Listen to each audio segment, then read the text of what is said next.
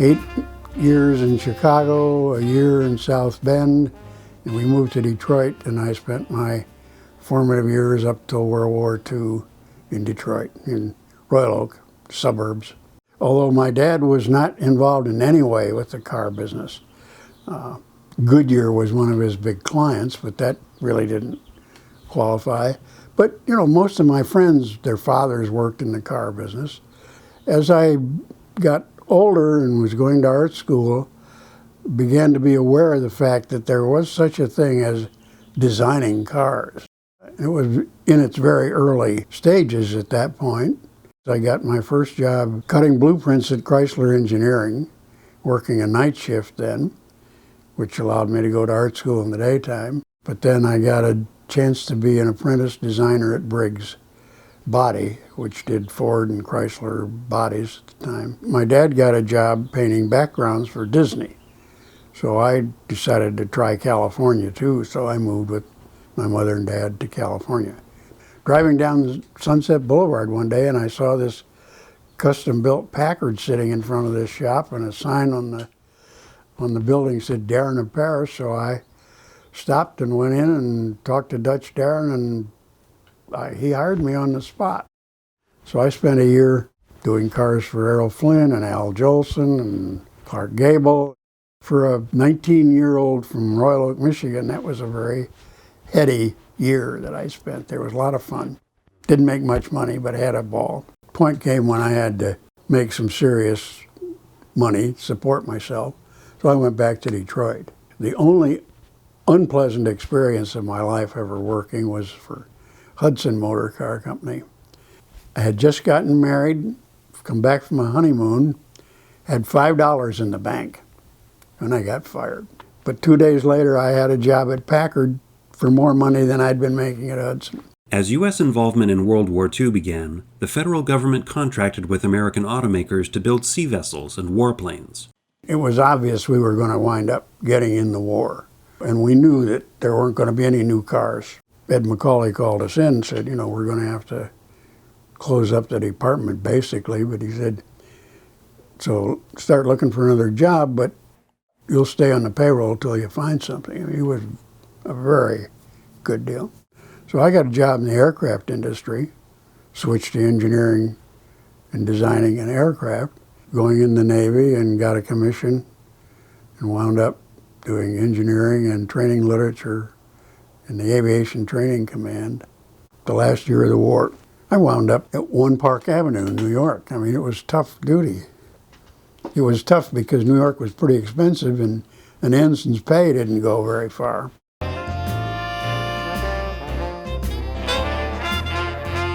The lieutenant commander that ran our artist outfit, his wife started becoming an artist agent, getting work. So we were all moonlighting, making some money, but that's how I got started in the ad business. When after the bomb was dropped on Hiroshima, the automobile companies immediately started full blast, and I had the Mercury account before I even got out of the Navy. Every year, they would hire a different background guy. So that was the new look of the ads. And finally, after a couple of years at Kane and Eckert, the art directors said to me one day when we were having lunch, he said, you know, he said, I run out of ideas of who to use for backgrounds next year. You know, I'll appreciate it if you look around.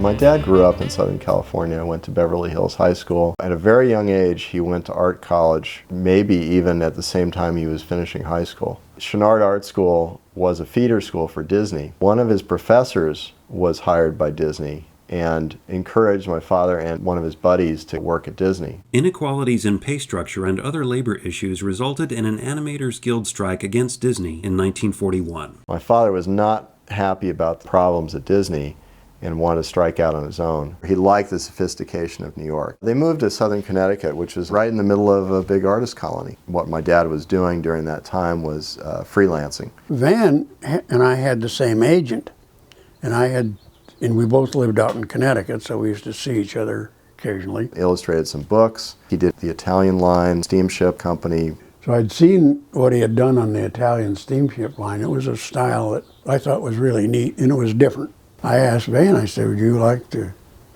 work on the Mercury account? Sure, we'd give it a try. The professional pairing of Art Fitzpatrick and Van Kaufman would ultimately produce over 800 illustrations over the course of 24 years. By 1952, I was doing 5 different accounts at the same time. I had Nash pretty much all through that period, then wound up adding Chrysler and Plymouth and Kaiser.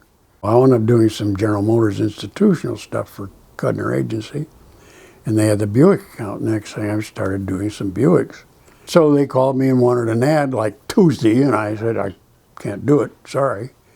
And I'm busy. I've got 3 others ahead of you in line. When Cudner Advertising hired another artist and Buick wasn't satisfied with the results, they tried to sign Fitzpatrick to an exclusive contract. I wasn't anxious to do it, but I said, well, let me think about it. So I figured that the only way I could gracefully not do this was to ask for such a deal that they would not figure they could do it. Bingo. No problem. I made them an offer I couldn't refuse, and figuring that they would, you know. When I signed the deal with Buick, well, in the first place, I mean, I wasn't going to be doing Mercury anymore. But Van and I, in those couple of years on the Mercury account, had become pretty good friends and used to working together. So when I got the Buick deal, I said to Van, I said, hey, you know, the Mercury thing is done. I'm through with that. Would you like to stay with me and work on the Buick? You know, well, fine. We never got anything from an art director. He looked at them and said, I don't have that kind of talent. You guys go ahead and do it. So from that day on, I mean, we did it all. The Buick account required so many illustrations that Fitzpatrick didn't have time to do them all himself. So he hired 2 other artists, Dale Gustafson and Roger Metcalf, to paint some of the cars. Things went very well until 1958, when there was a change in management at Buick. The successor general manager to the Buick division, he wrote a note back on top of one of my very first things I did for him that said, take the color out of the chrome. Chrome is black and white. So I resigned the account. I saw no point in trying to educate him or argue with him. My feeling is if they don't like what I do, they can get somebody else. Fitzpatrick quickly secured a new and prestigious project, the 50th anniversary brochure for General Motors shareholders. When I quit the Buick account and got the General Motors Golden Anniversary book to do, and I had to go around to all 5 divisions and their ad agencies. So when I went to the ad agency for Pontiac and Cadillac, McManus, the account executive on the Pontiac account was the guy who'd been ad manager at Buick. The sales manager at Pontiac had been assistant general sales manager at Buick, which is why I knew him.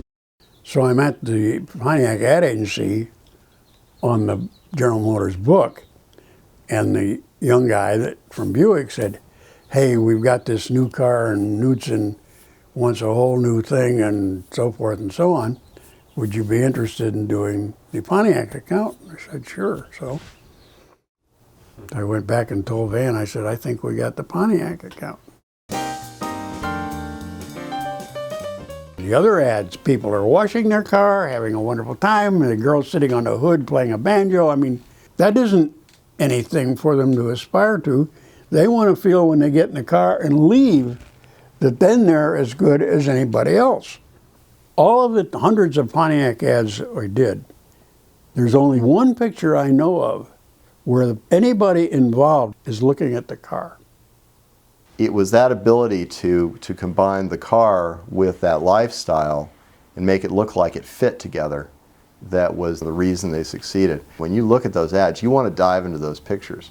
You want to go there. You want to be that person in those places, dressed up beautifully, you know, on a romantic evening out with your lady and your Pontiac. Pontiac sales almost doubled within 2 years. By 1962, Pontiac was the 3rd best-selling car make in America, and that success attracted imitators. When we were doing the Pontiac stuff, which was clobbering everybody sales-wise, and we went from 7th place to 3rd place in 18 months, Mercury and Oldsmobile were both trying to copy our stuff. I mean, we knew the artists who were doing these things. They're being told by the ad agency, the client says, follow the Pontiac, climb right up their backs, do it like Pontiac. Mercury starts running ads with fancy hotels with tiny type under the picture identifying the hotel. And my favorite was one, the Saranac Lake Lodge in New York. The building looked like Jackson State Prison. They never really understood the key to an emotional, sophisticated approach. It was why we went to the European backgrounds. Most of them looked kind of elegant and the situations looked exotic, but what we were doing was showing stuff that was different than the Plaza Hotel in New York, the Fontainebleau in Miami, whatever, which is where Lincolns and Cadillacs all went to get their pictures taken. If you got the Pontiac, you would be able to live the dream that was shown in those pictures. You could travel in the south of France, you'd have a beautiful girlfriend, and you'd go sailing, and you'd go to places where there were palm trees or go skiing. They managed to create an aura around Pontiac that just sold cars.